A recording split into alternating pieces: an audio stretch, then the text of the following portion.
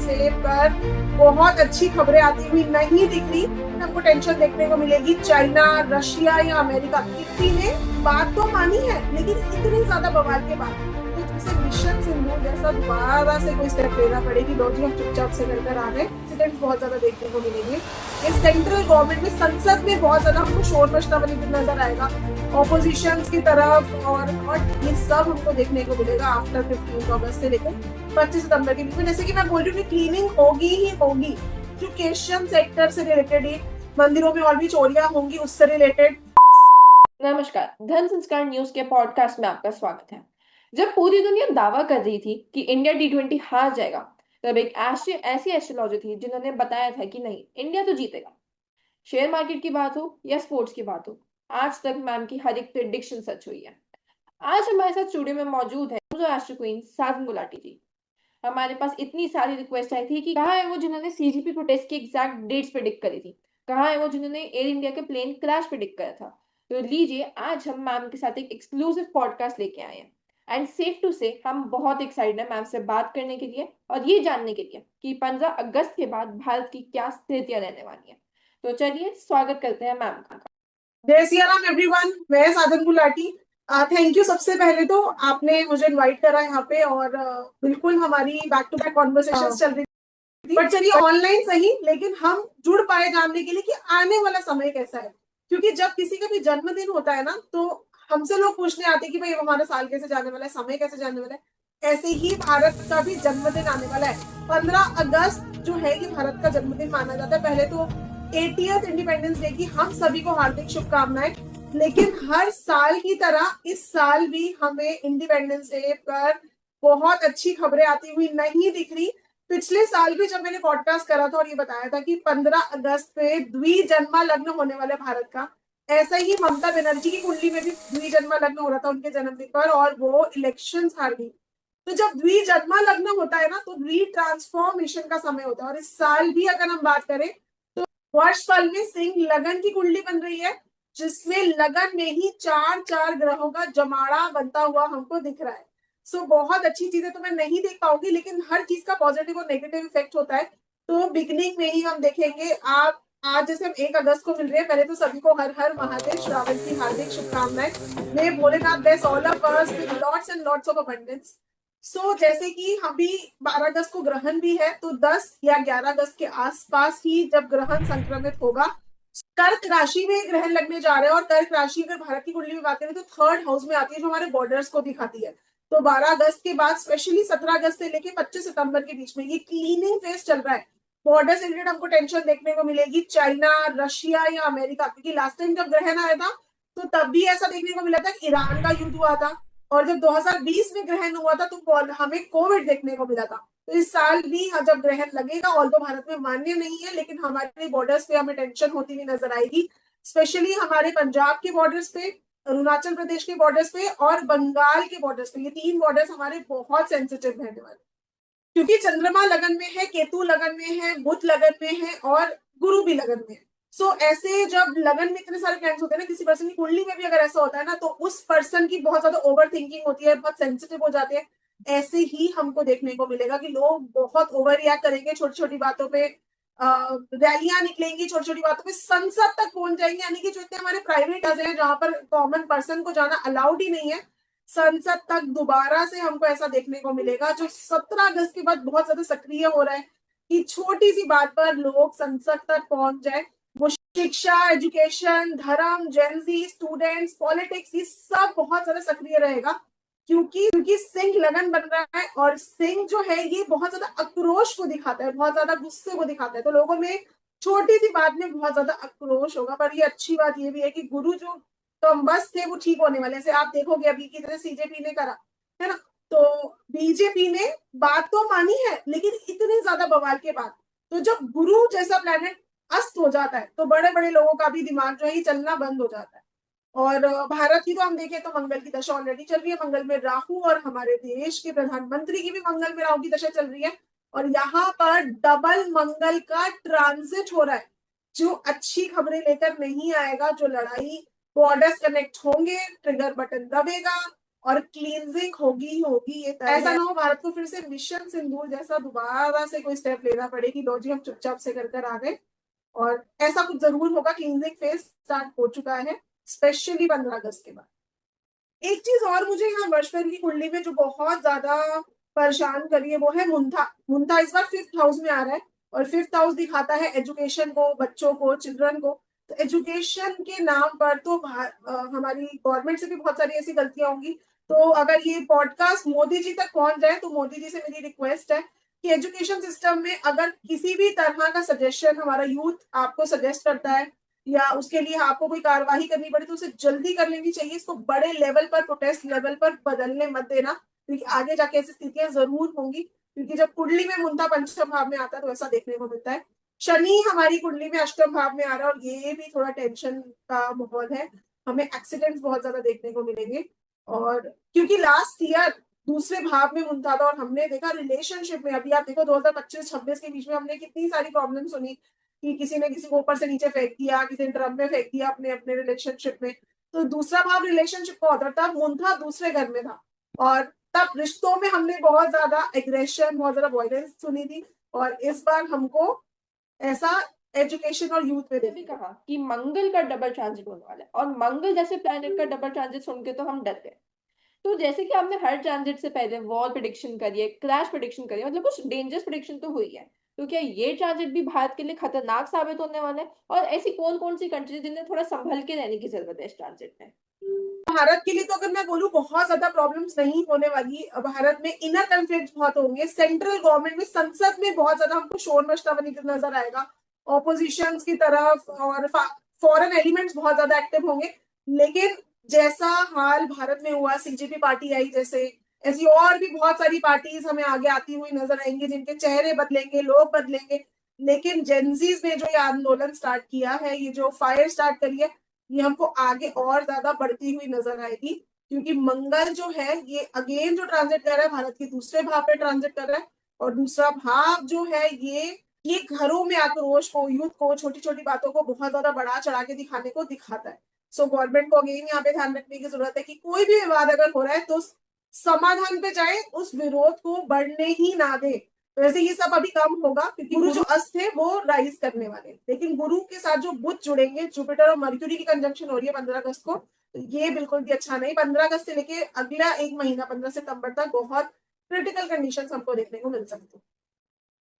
North of India का border ना सबसे ज्यादा संक्रमित होगा इस समय पे, और हमें प्रॉपर्टी से रिलेटेड विवाद देखने को मिलेंगे, टेंशन, साइबर फ्रॉड, ये सब हमको देखने को मिलेगा आफ्टर 15 अगस्त से लेकर 25 सितंबर के बीच में। जैसे कि मैं बोल रही हूँ कि क्लीनिंग होगी ही होगी, तो हम सब इसके लिए, मतलब क्योंकि ये अगर भारत की कुंडली पे इतना प्रॉब्लम लेके आ सकता है, तो पर्सनल लोगों पे कितनी प्रॉब्लम क्रिएट करेगा। तो मैं सभी को ये राय देना चाहूंगी कि हनुमान चालीसा जो 7 बार पाठ करे कोई, छूट ही बंदी महासुख हुई। तो 7 बार हनुमान चालीसा चैंट करने का संकल्प ले लो, 40 दिन का, कभी से भी ले लो, किसी भी मंगलवार से ले लो। मैम, तो सब लोग बोल रहे थे कि मोदी जी अपना कार्यकाल नहीं पूरा कर पाएंगे, अपना टर्म नहीं पूरा कर पाएंगे, तब आप एक लौते ऐसे एस्ट्रोलॉजर थे जिन्होंने दावा करते कि नहीं, मोदी जी तो अभी कहीं नहीं जा रहे हैं। तो आपके हिसाब से आफ्टर एवरीथिंग जो अब हो चुका है, ये सीजीपी का प्रोटेक्ट सब कुछ, अब आपको क्या लगता है कि मोदी जी अभी भी रुकेंगे, उनका टर्म पूरा करेंगे या नहीं कर पाएंगे?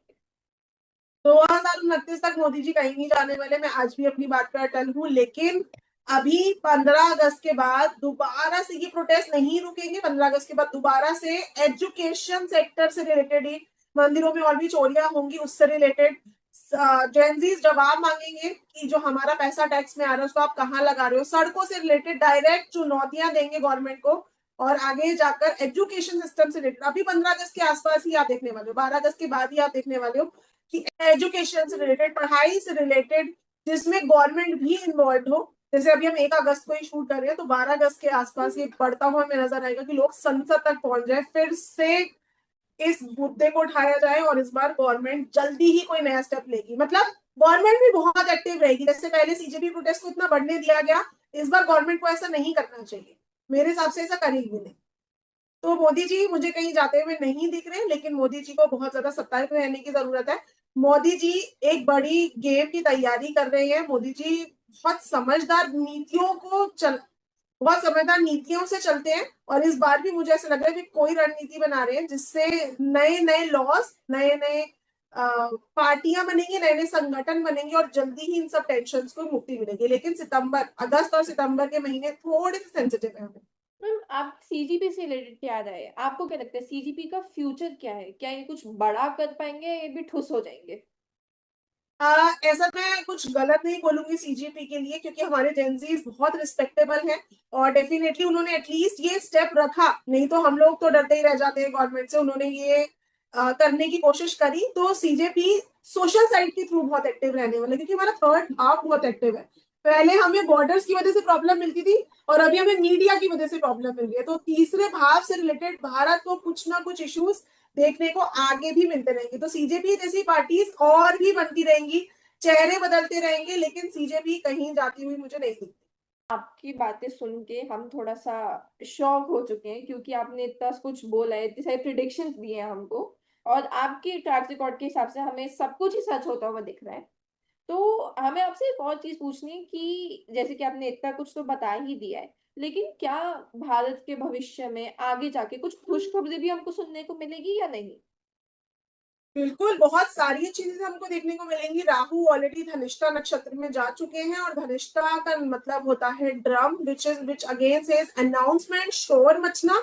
तो एआई सेक्टर में बहुत इंप्रूवमेंट देखने को मिलेगी। हम जैसे mining, agriculture, metal industries, natural resources, defence technology, AI, weapon, drones नए नए बनेंगे। स्पेस के रिलेटेड हम बहुत सारी डेवलपमेंट्स करने वाले हैं, और साथ ही साथ heavy technology sector, social media, इन सब में हमें ग्रो देखने को मिलेगी। बहुत ही जल्द हमें एक बड़ा भूकंप देखने को मिलेगा चाइना, जापान या रशिया में, क्योंकि राहु धनिष्ठा नक्षत्र में गए हैं, जो मंगल का नक्षत्र है। तो नॉर्थ वेस्ट जो है ये बहुत सक्रिय रहने वाला है। नॉर्थ वेस्ट की कंट्रीज, नॉर्थ वेस्ट की स्टेट्स जो है, यहाँ पर बड़ा भूकंप हमें आता हुआ नजर आएगा।